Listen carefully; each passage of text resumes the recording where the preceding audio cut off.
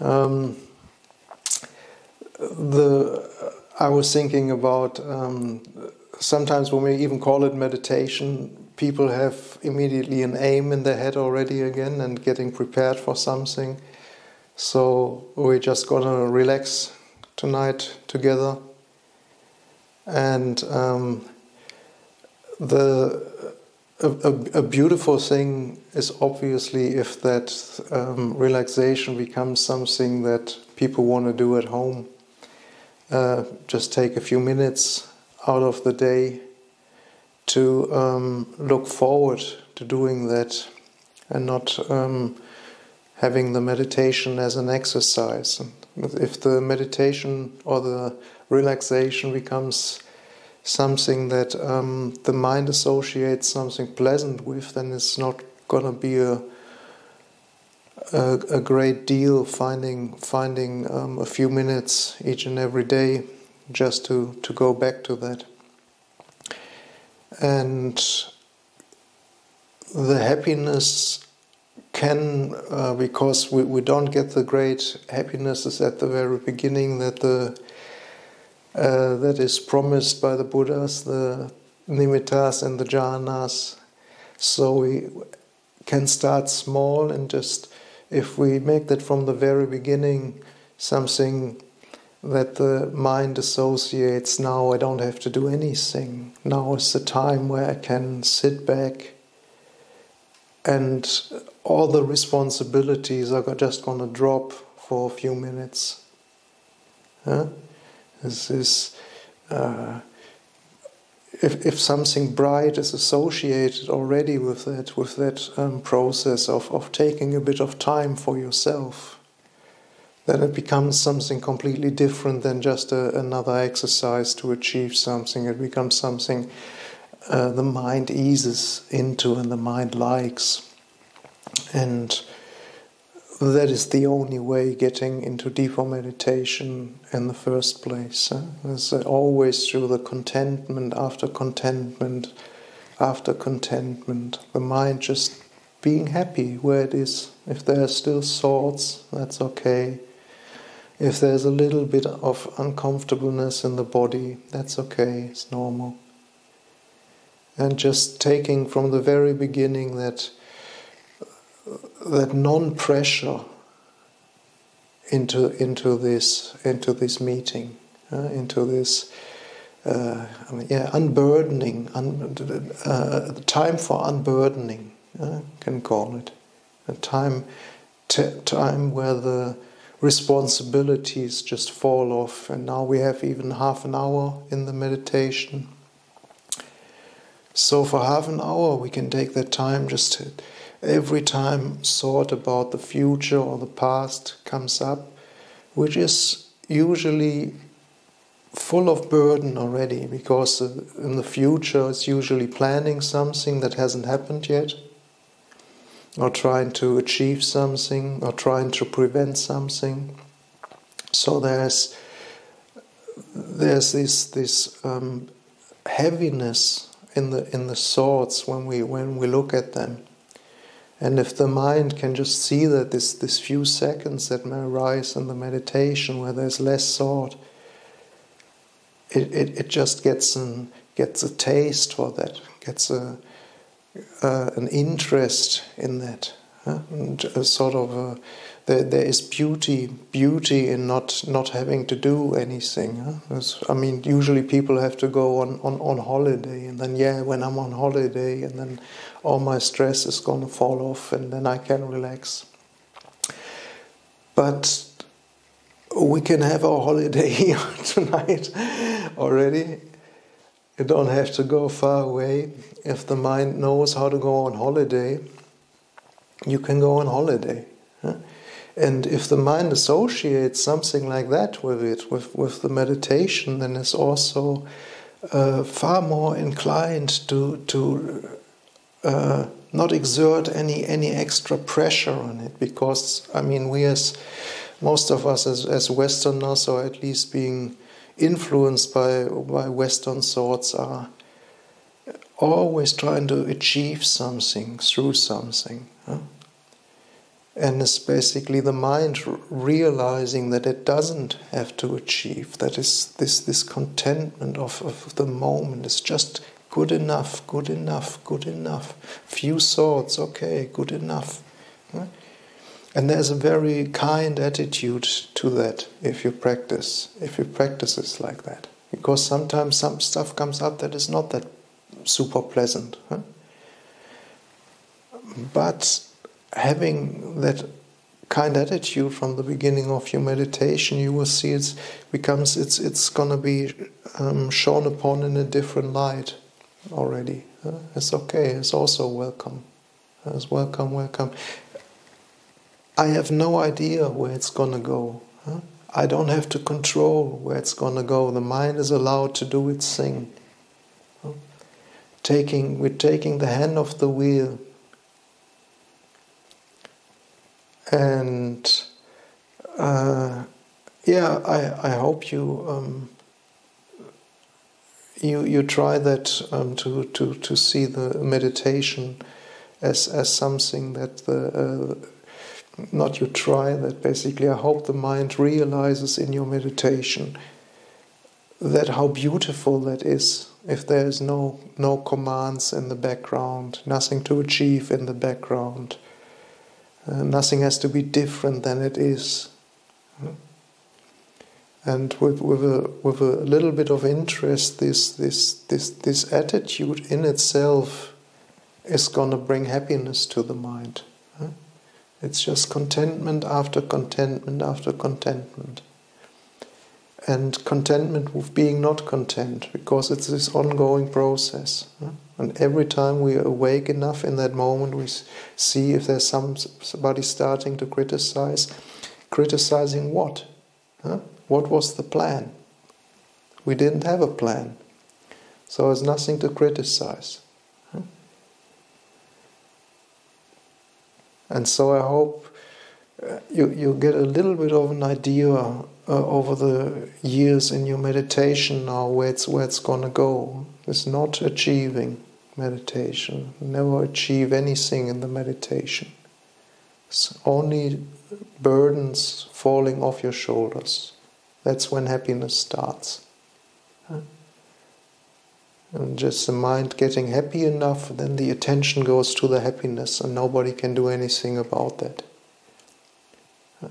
Mind is looking for happiness, and so we try to do our very best when we sit down just to get the framework right in the mind. Treat the mind nice, make the body comfortable if we can, and lower our expectations, lower until we find there's no expectation. Everything is exactly as it's supposed to be in that moment. And every time the mind goes into the future, we see, there's expectation, there's basically controlling. Every time the mind goes in the past, there's something that we think that we still have to learn and we still haven't done. Or we figure something out through memory or whatnot. And it's just like, you don't have to do that now, mind. You can completely relax. There's no work to do. And if we can stay just with that not having to do anything in the moment, and just good enough, then the meditation is gonna be good enough. And sometimes it gets even really, really pleasant, and then the mind just sticks with the pleasantness, because the mind treats itself pleasant. And then after a while we get a little bit of trust in that we mean well with ourselves. And then sometimes it gets even a bit more pleasant, and then what usually distracts the mind gets very much into the background, because the mind is happy where it is, and the happiness is so strong that the mind is so interested in it that it just stays there. And if there's only the slightest bit of relaxation, actually, just noticing this, just this feeling of not having to do anything. Just noticing that, noticing the kindness of that. It's like being on holiday already. You're on the beach and it's warm enough and no mosquitoes around, hopefully. And just that feeling of, wow, I have arrived. I have arrived already.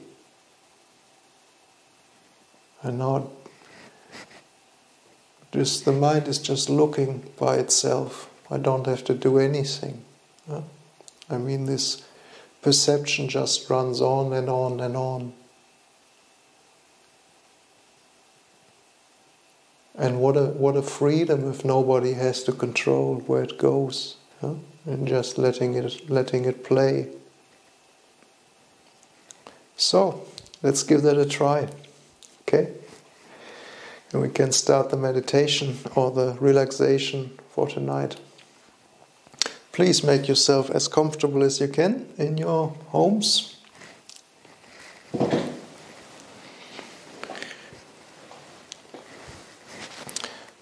So like always, we do half an hour. If you want to do it shorter, do it shorter. Do it longer. It's just a framework, because we're working in a group.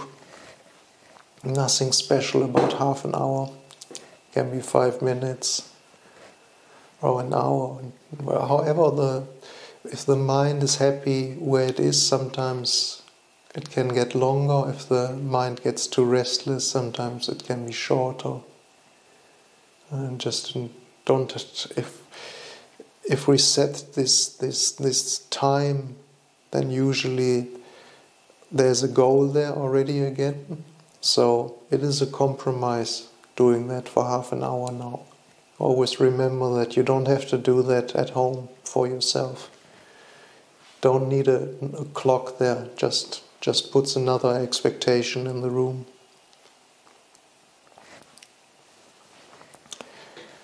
So like always, we try to make the body as comfortable as it can be. And part of that is obviously when you're sitting, having the distances right of your feet on the ground, your butt on the chair or couch or floor.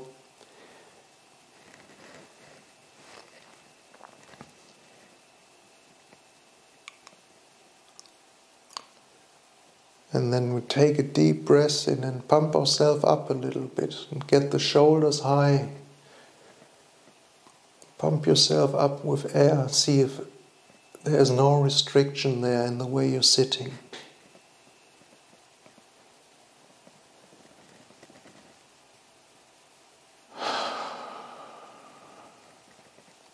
And on the out breath, we can let the shoulders drop and the head almost automatically gets into a position where it's comfortable, where it doesn't need a lot of effort keeping it there. It's just where the muscles feel the most relaxed. And you can do that a few times until you have the feeling that especially your shoulders are really relaxed. And you feel just air can get in. There's no button restricting you there at your belly, I hope. And you're sitting in a position where it's not too straight and tight and where it's not too slumped in any direction, because then you will feel it. Well, the air just doesn't flow the same way.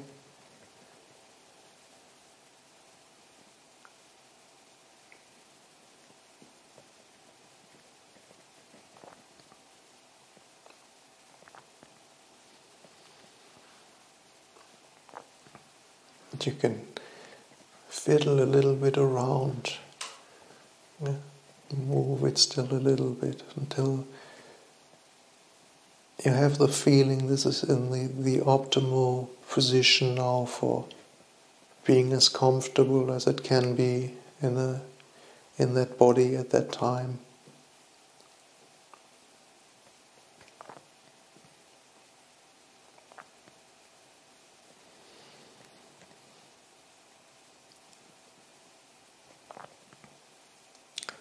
comfortable enough that I don't have to pay any extra attention to keeping the body in a certain position. Body can just relax into whatever medium you're on.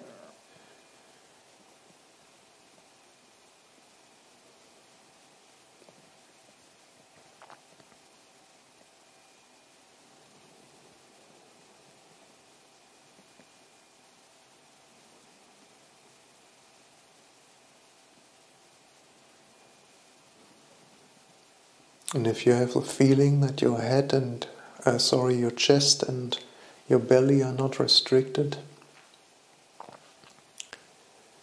then we can just go to the face muscles.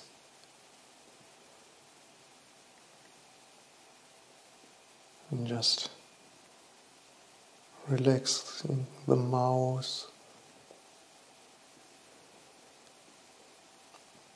relaxing the eyes, and just gently closed.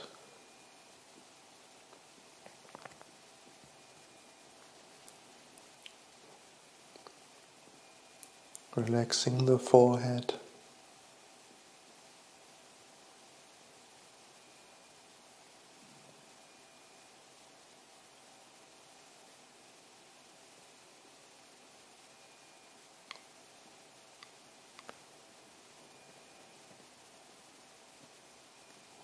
And now we have that great gift that we don't have to do anything. If thoughts come up, they're not really important now. Can just come in and go, and nothing is really that interesting because it's all planning and doing.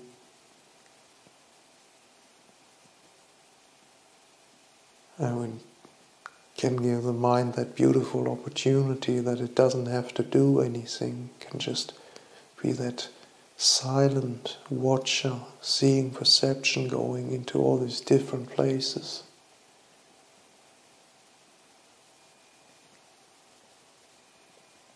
And maybe anchoring it a little bit with the breath, if that is comfortable for you. I usually find that is a very nice spot. This in and out, just it's what the body does anyway. And it just feels safe and being alive, and as long as we get enough air. And sometimes we influence it a bit when we pay attention, that's okay. But we don't have to. Does it with or without our attention.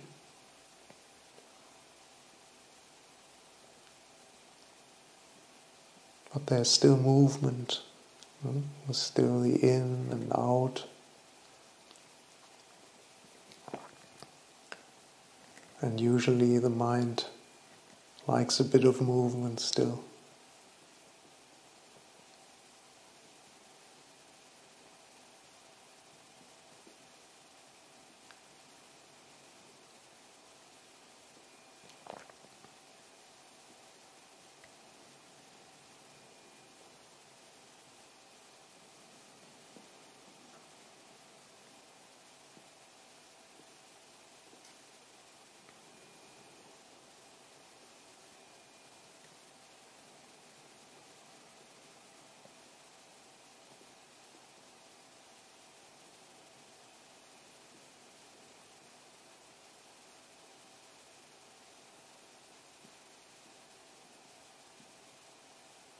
I hope you all have a mindset already of good enough. Whatever is happening, good enough.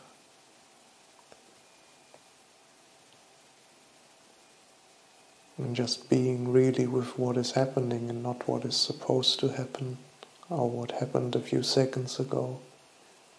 And just staying with this immediate experience of perception,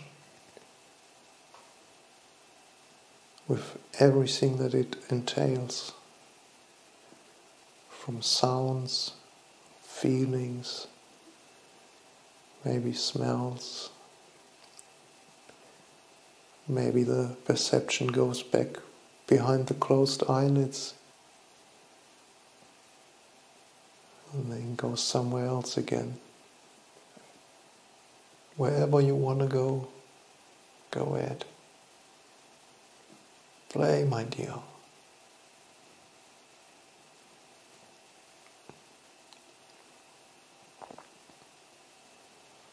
It's a free time.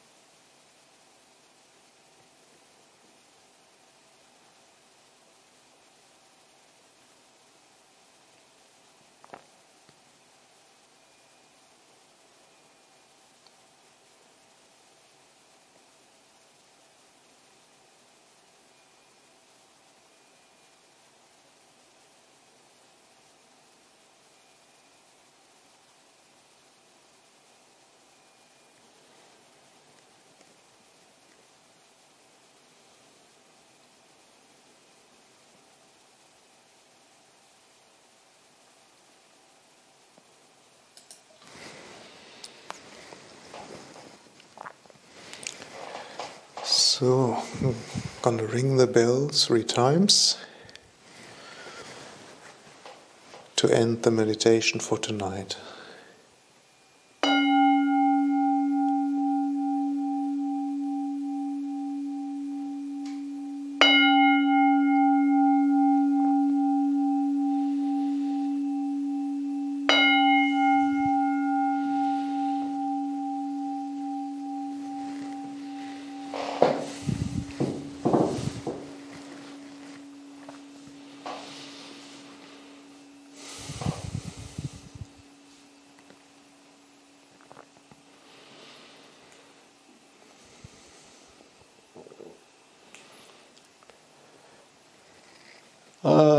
Well, that is part of the difficulty sometimes with the body, isn't it? It also dictates our happiness quite a bit.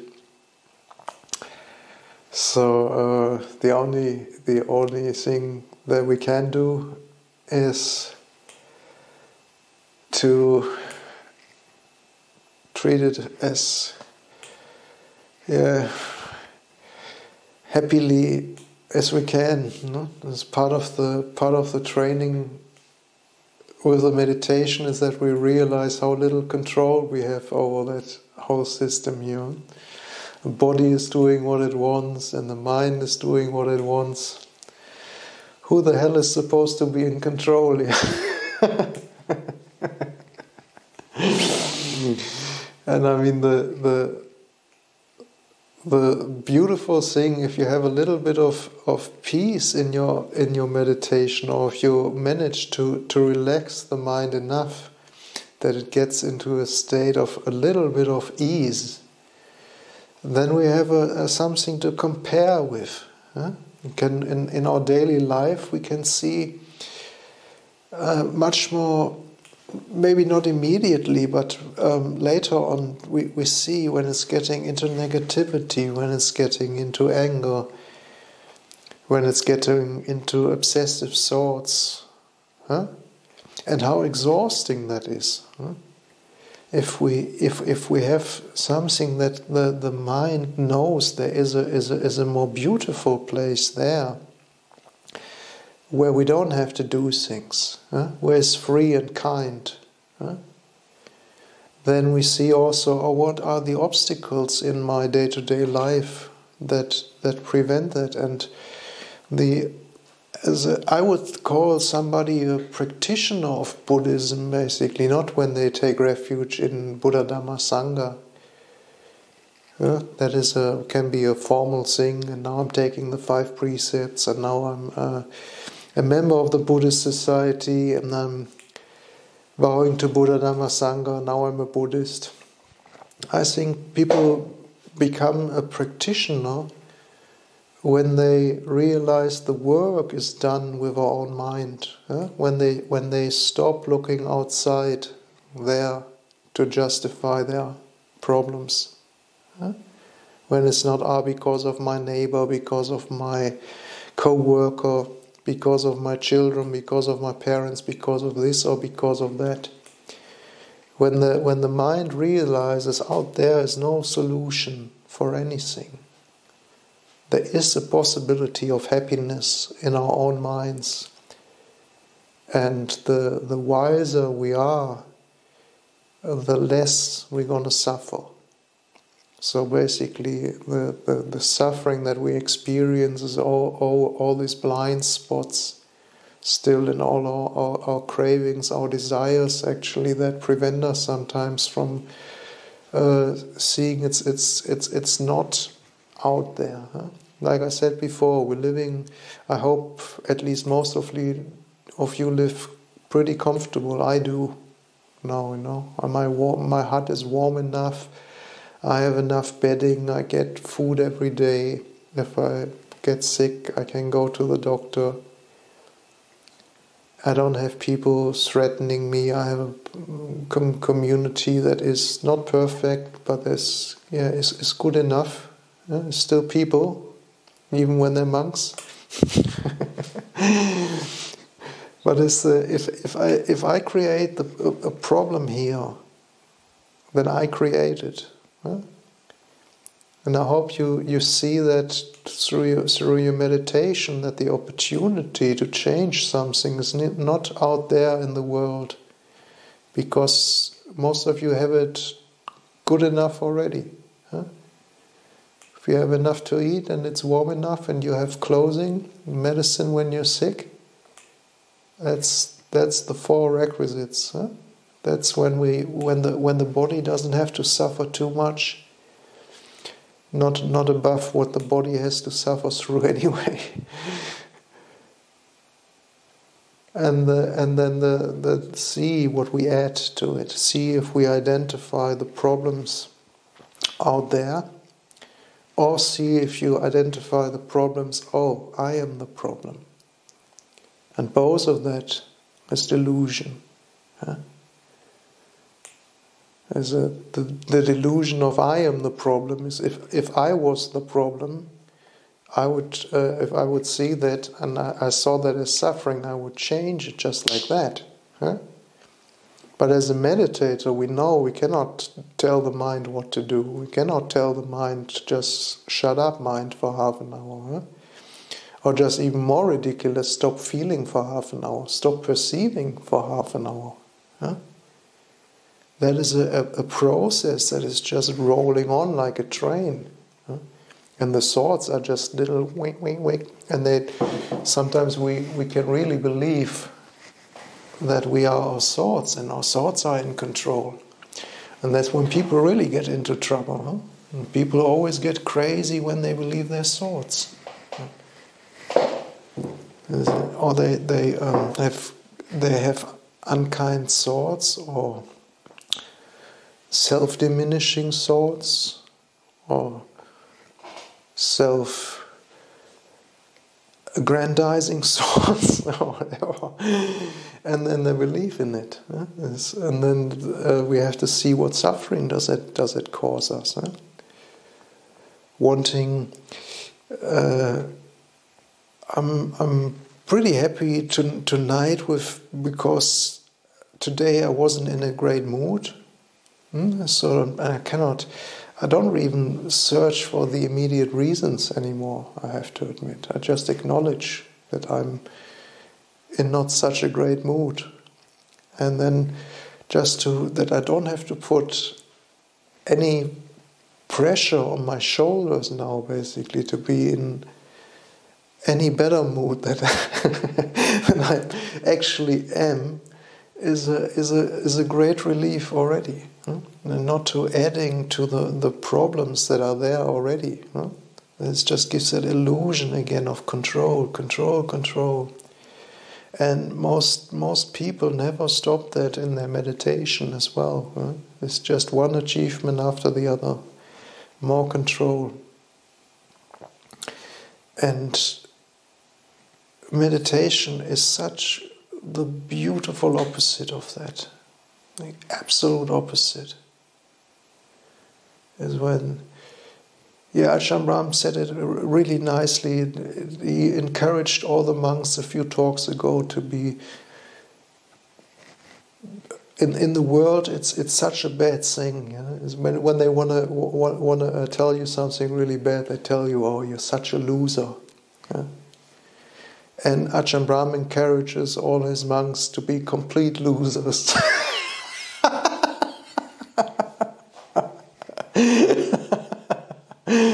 Lose everything.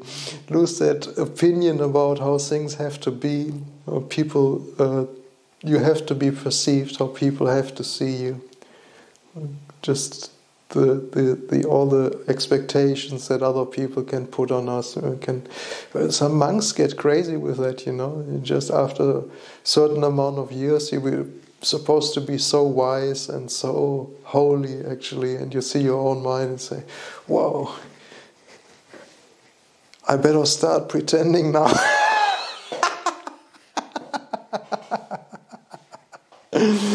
And then they get into real trouble, actually, or they really believe their pretentiousness or whatnot. It's just like, no, I don't see it happening. Some people get a bit happier, actually, and some not. And to make it another fake exercise, actually, Everybody is welcome. I'm not willing to do that. Actually, it's just like what another awful burden. I mean, Ajahn Brahm is just, that's the reason I'm here. He's just brilliant with that. It's just like, yeah, be a loser. Be a loser. Isn't that a great freedom?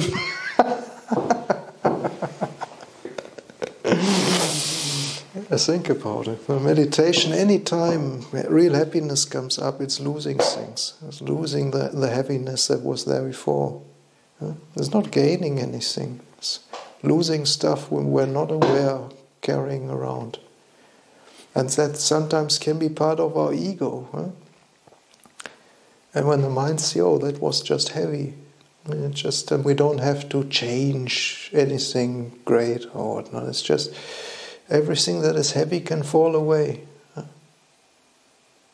So the right thought in your daily life is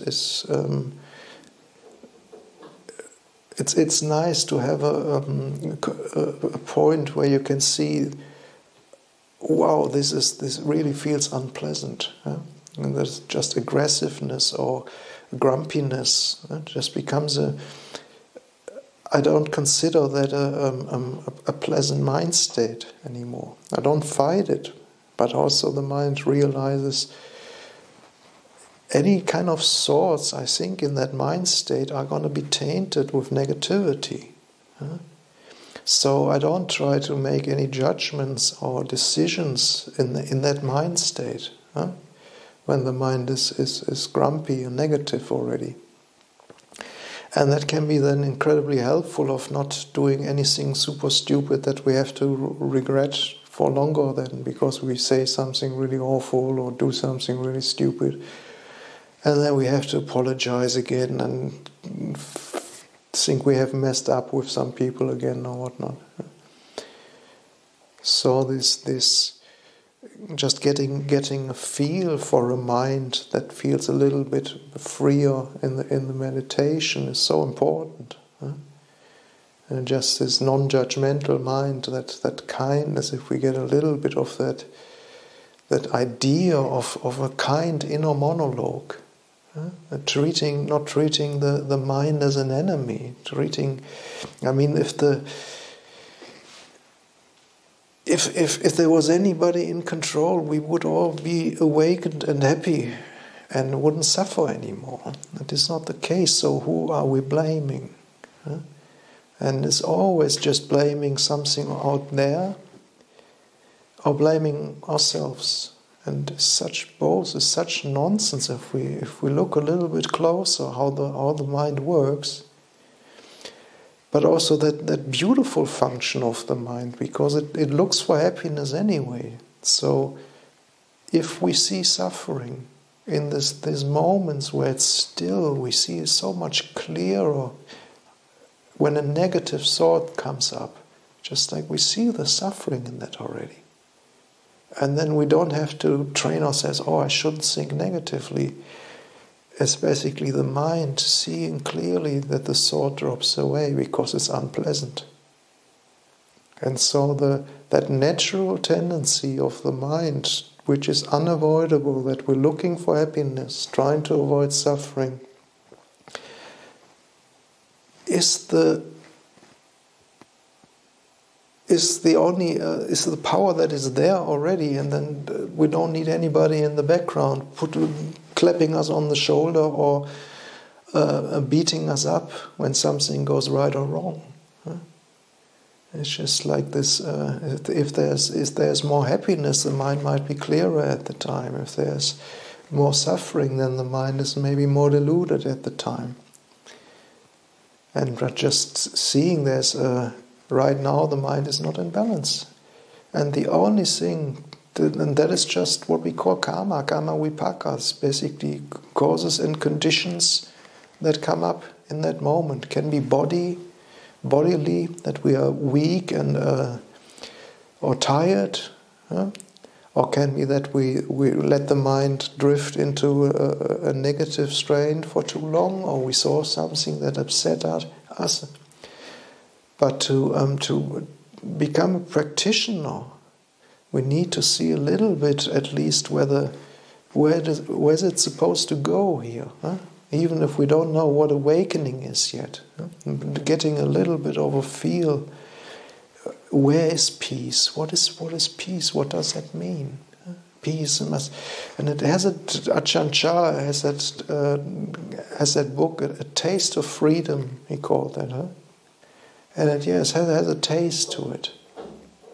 Has a taste, that freedom.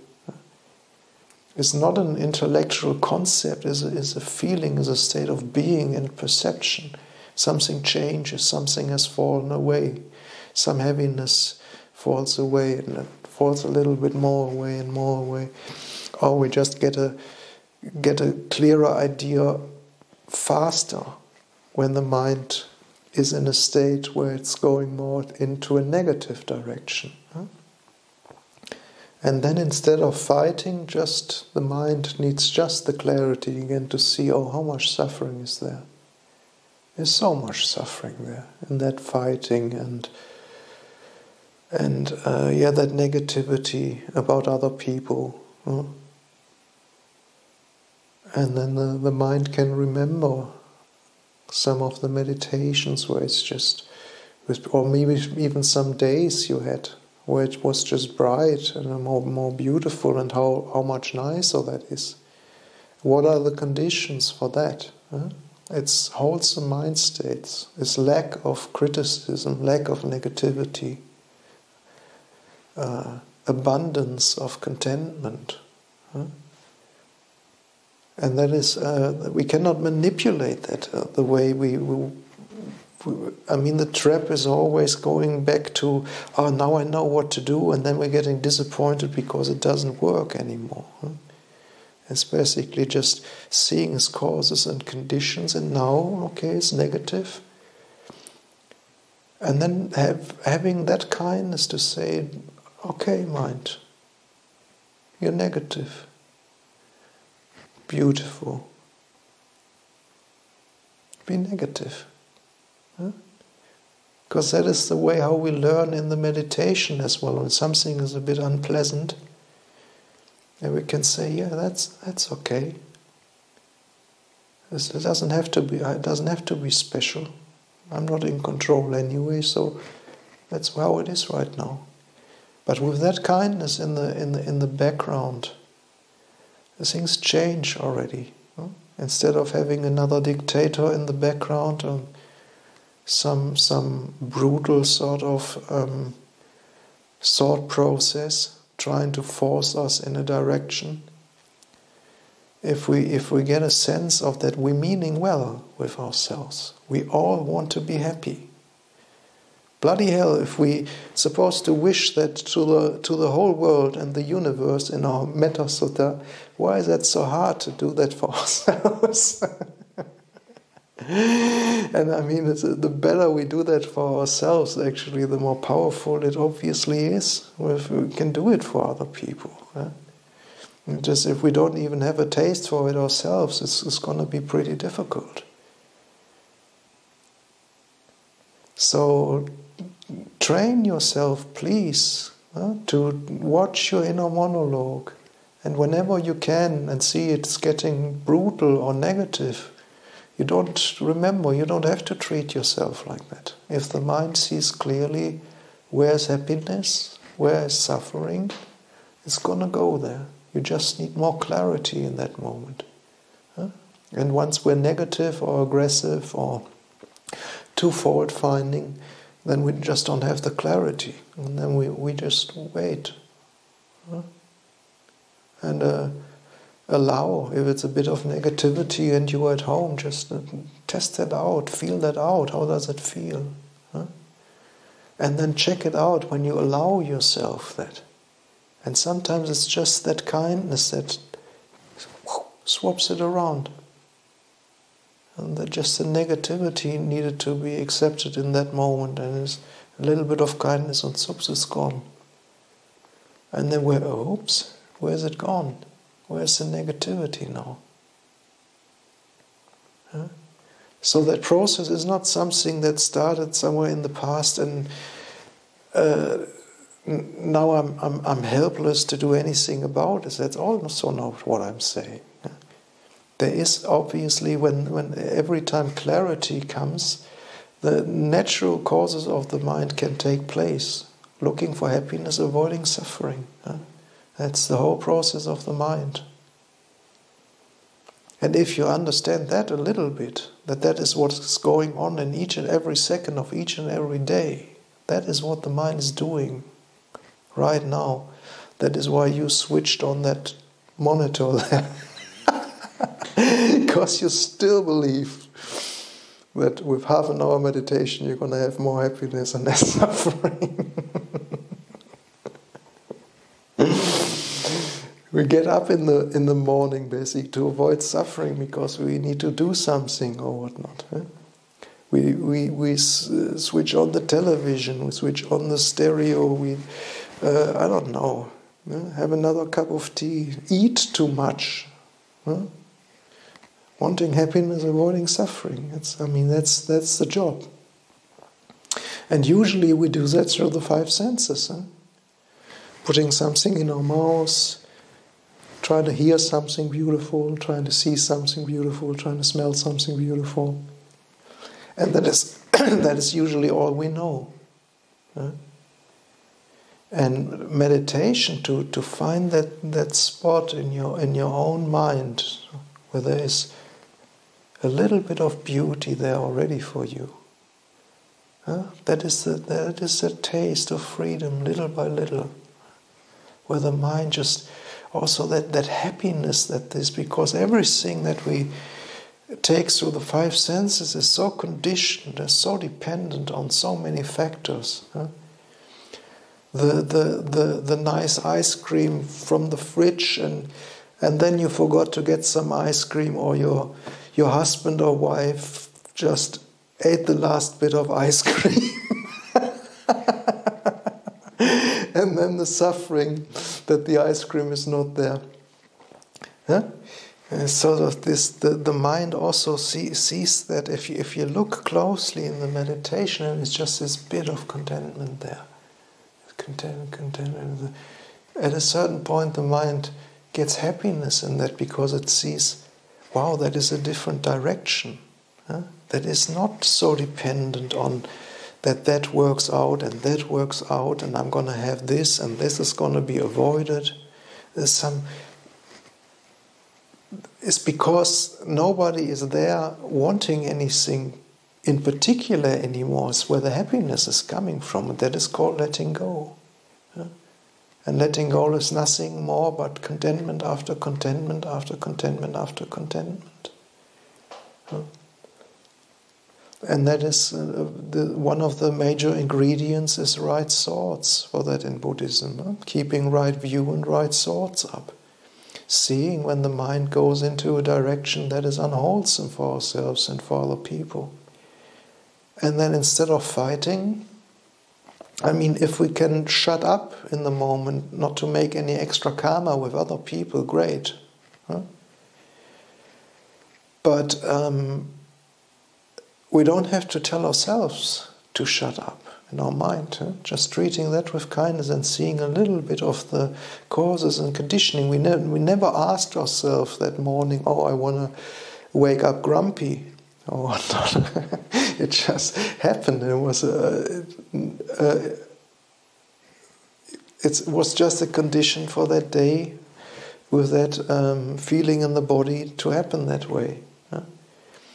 And adding to that with more negativity, what a crazy thing to do.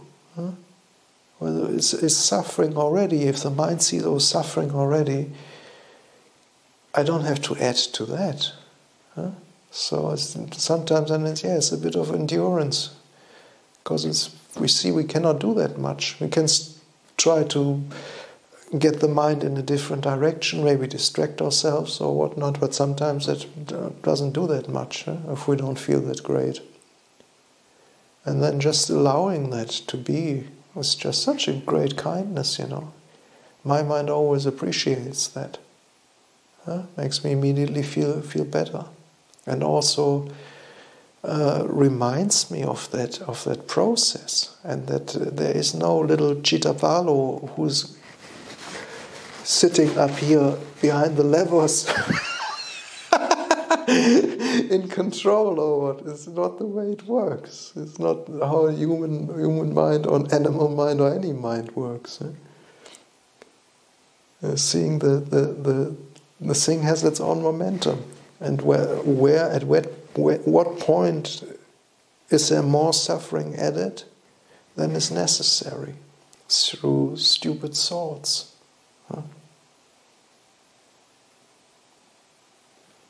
So becoming aware of that, I hope that the meditation helps you with that a little bit, and just finding a place where you see a little bit of that, or get a little bit of that taste of where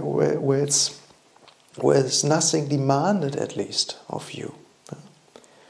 If you have that a little bit in your meditation, or a few points where you just have that feeling, don't have to do anything, and I'm not judged. Nobody is there, not myself or other people, who's going to judge what is happening right now. That can be such a great freedom already, if you experience that. And then also then helps with seeing when the mind goes back into that self-judging, other-judging people, judging other people state of mind. And the faster we see it, the sooner it stops. The mind just sees the suffering in it, knows something better, and it stops. We don't need anybody in the background giving commands for that. It's just always clarity. Clarity of what is really happiness, what is really suffering.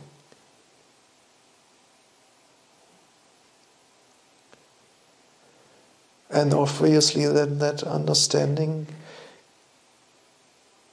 that is the amount of delusion I have to live with right now. That is still the amount of delusion there, so I suffer. What can be done? Just give it some kindness in that moment. That is the best thing you can do. It's not your responsibility, it's not your fault, it's just stuff coming up. But adding to that is just creating more karma again. It's creating more negative causes that can perpetuate themselves.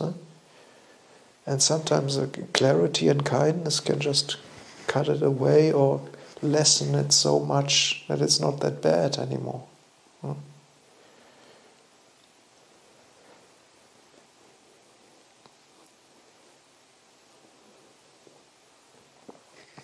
It's 20 past, so I talked enough.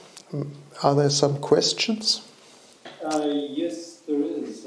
Kai, would you like to unmute and ask your question? Yeah, thanks, Ajahn. Well, I lowered my hand again because you answered the question after I raised my hand, and it was all about seeing with the mind's eye. And I was wondering what direction you look at it, and you explained it wonderfully. Thank you. Just coincidental with that one. Does anybody have that problem with Kai's sound as well? I don't hear him very clearly. Is that just my sound system, or is it... Kai, would you like to ask your question again, and I'll see if I can relay it back. Sorry, Kai. Okay. No problem. Can you hear me now? That's better now, actually. Okay. Well, thanks again for your reflection. I was wondering about your thoughts on seeing with the mind's eye. Seeing with the mind's eye, you said? Yes. Okay.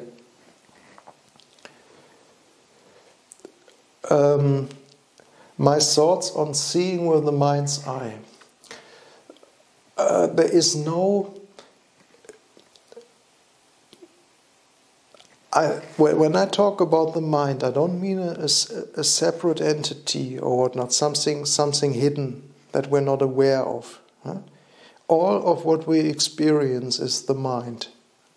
Huh? If it's thoughts, if it's feeling, perceptions, eye, nose, taste, and so on, is all experienced in the mind. We call that all mind.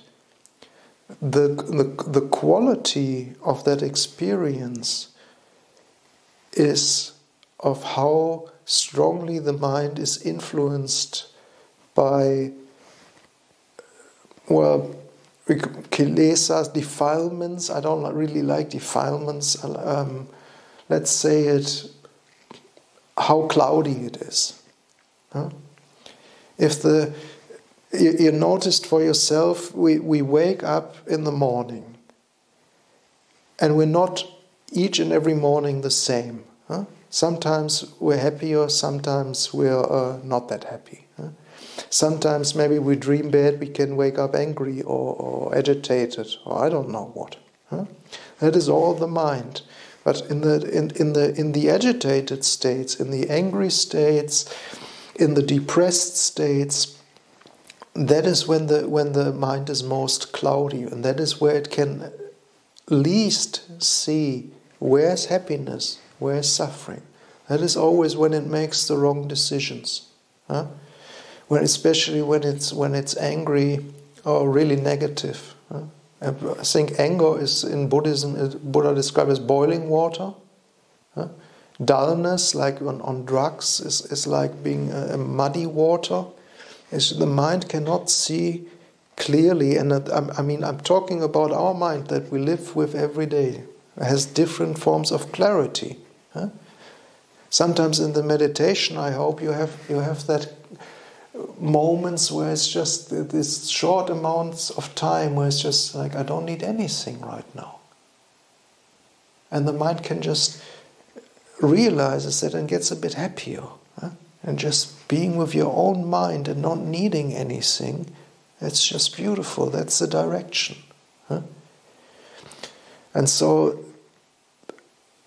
having that awareness when the mind is in places where it can't see clearly, that's what I'm talking about. That is a great help in the meditation, because if it has a little bit of clarity in the meditation, it can later on distinguish between that is, it can get a lot more peaceful and nicer and happier than that, where I'm right now.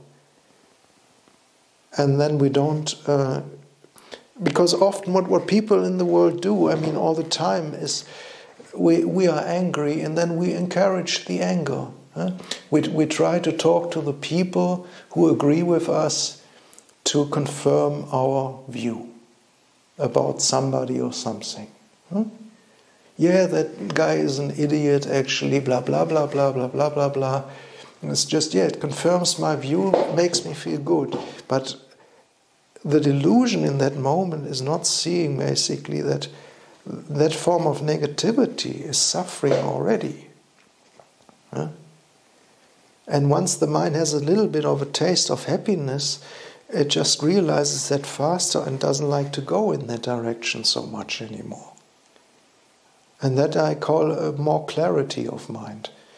What the Buddha calls us all being in a big dream. The Buddha is the awakened one. That is what it means. Not the enlightened ones, the awakened ones, because we're basically in a dream state. And sometimes it can be a real nightmare. and sometimes actually it can be a relatively pleasant dream. But we're all still in that. We're still all in that dream, and the clarity is basically waking more and more up from that dream. And one big factor is to see how a lot of our thoughts are causing ourselves and other people suffering. How often we still encourage the thoughts which are not really good for ourselves and other people. because we cannot see the suffering in it, in that moment. And I just mentioned, I hope people have that in their meditation, that they can see the difference between a mind that has a bit of happiness and peacefulness, lightness, kindness, compared to the mind that is agitated, angry, fault-finding, and so on. Because then the mind by itself, it wants to be happy. It's going to go in that direction to find that direction again of peace and happiness, because it's more it's nicer there. Huh? So it's not a different mind. It's always the same mind. It's just with more clouds and more filters in front of it where it can't see clearly. Does that help in any way? Thanks very much. Yeah. Wonderful. Any other question? Yes, Martha, would you like to unmute and ask your question? Yes, thank you. Also, too, happy birthday. I did not read my email since last week, and so at any rate, I just want to say thank you, too, to the Buddhist Society of Western Australia for being great teachings.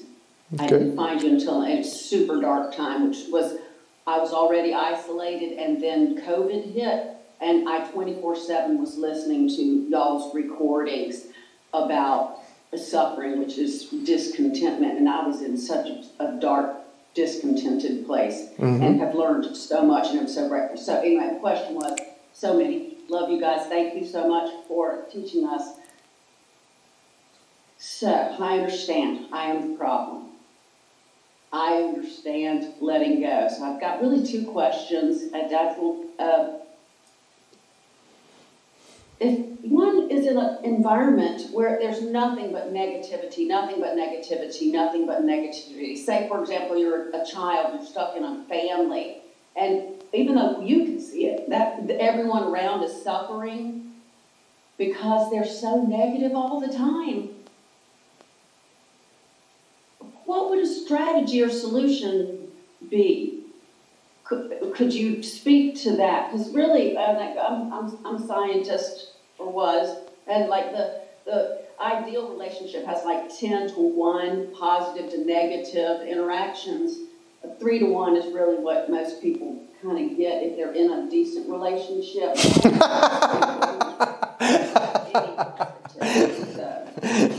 that. What do you want to do? Especially for a juvenile. No, not at all. I was laughing about your statistics, actually. That sounds really funny. Obviously, as a child, you don't have much choice. Eh? I mean, it's part of where we're born into, so cannot do much about that anymore. But I mean, in your situation, obviously, you choose. If you're not in your job, you choose most of the people you encounter, huh? Or you call your friends. So the mind at a certain spot, if it's very negative itself, it usually has also some delight in negativity. Huh? That we just have to see that clearly. There is delight in negativity because it boosts our ego. Right? It confirms our views, that negativity. If there wasn't any pleasure in negativity, we would all be completely positive already. Huh? So the mind sees obviously delight in negativity as well.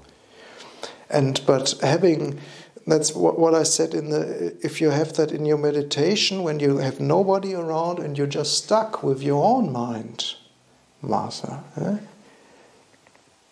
and there's nobody there to blame, who do you start to blame then? Huh? Are they still in your mind? Is it still the outside?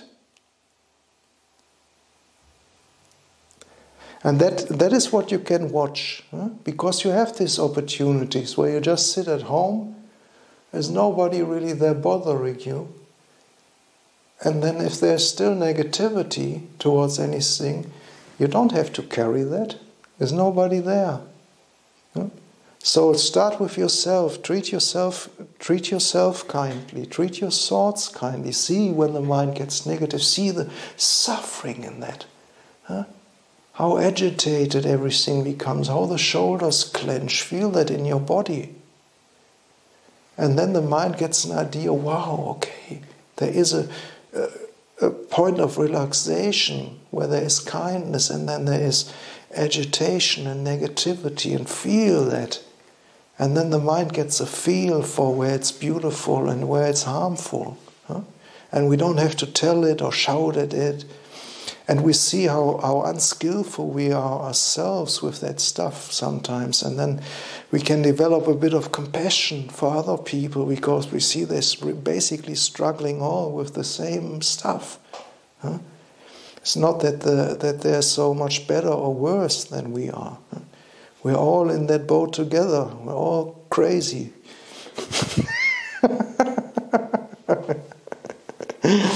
So that is a tip. Use the time you have for yourself and treat yourself nicely, actually. And when there's nobody out there, work with your own mind to see how you can lighten that up as good as you can.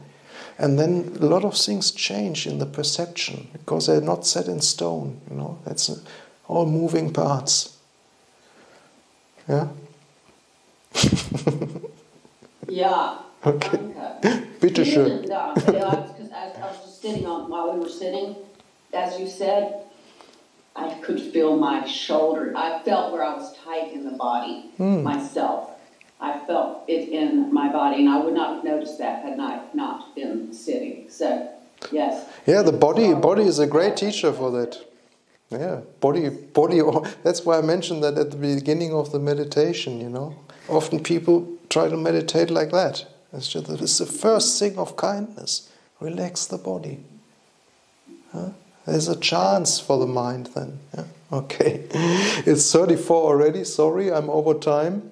So I think we have to finish. Thank you, Ajahn. It's been a most interesting evening this evening. And you've actually answered a question that I've had on my mind all day today. So thank you for that. Oh, I didn't read your mind. Ajahn, would you like to finish with a blessing? Would you be happy to do that? With a blessing. Yes, a blessing. Okay, you're really into the blessings. Okay.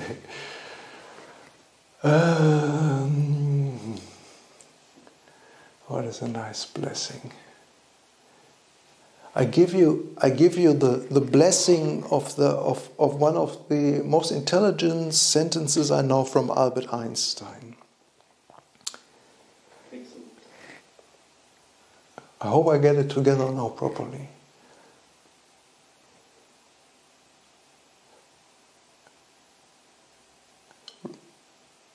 Repeating a mistake over and over again can be called the definition. Now, doing the same thing over and over again and knowing it's not working can be called the definition of insanity.